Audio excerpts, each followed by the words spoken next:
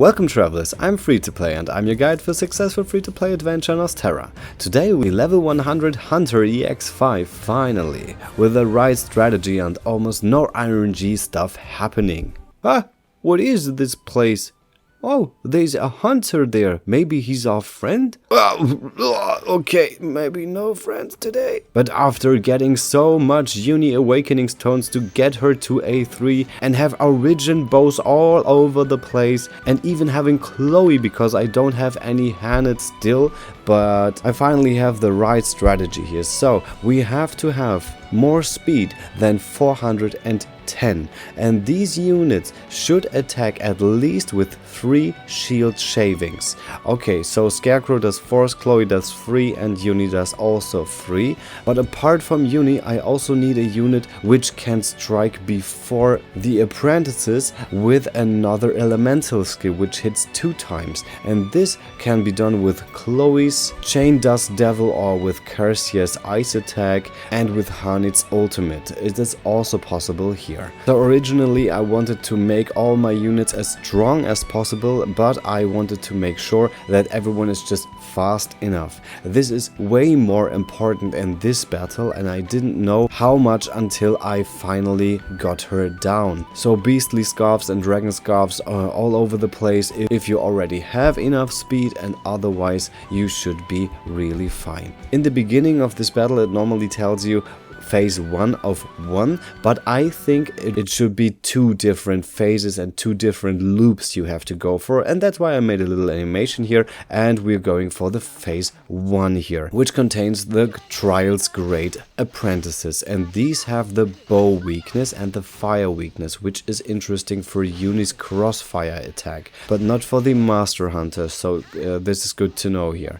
One of her attacks blinds, but none of the apprentices could hit me and do too much damage to my units, so that I have to go for healings and stuff. I want to go for the shields because this turn it is the last time I can go for shield shaving, because the next turn she will do this tequilan aura stuff, and if you wanted to paralyze her or something, this timing would be off. So sometimes she calls for her apprentices and in the same turn she goes for this aura, and then you have no chance at all. And that's why speed is the only solution here in this battle. Okay, this was a bit unlucky here because I had so much strikes and only 2 of them really hit, because Ashlyn does always crit. So this doesn't count here, even with the crit up at the beginning of the first rounds. Normally you should have more luck here. Okay, now he goes for 2 attacks, but I will switch rows anyways with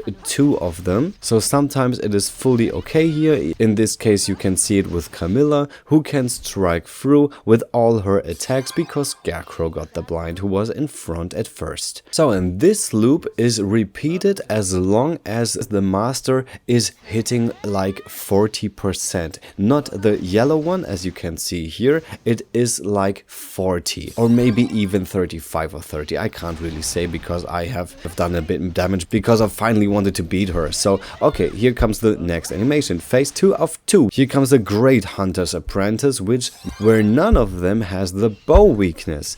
But they have wind, they have ice, and they have 2 of Uni's evening calm assault. And you don't have to have her on level 100 for the SP saving here, at least if you have enough damage output here. If not, then this fight will be a bit longer, and then maybe you need the SP save. These apprentices can paralyze all your units, and this would be such an RNG luck, but with enough speed here and a few ultimates left at the end, it should be no problem at all. And I think with this strategy and this team composition, I can finally beat her every single time from now on.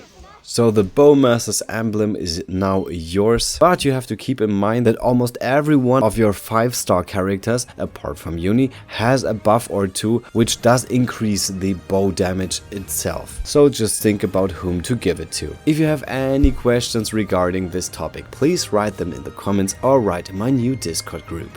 And if you'd like this channel to class up, I really appreciate a subscription and thumbs up. See you next time, you're free to play.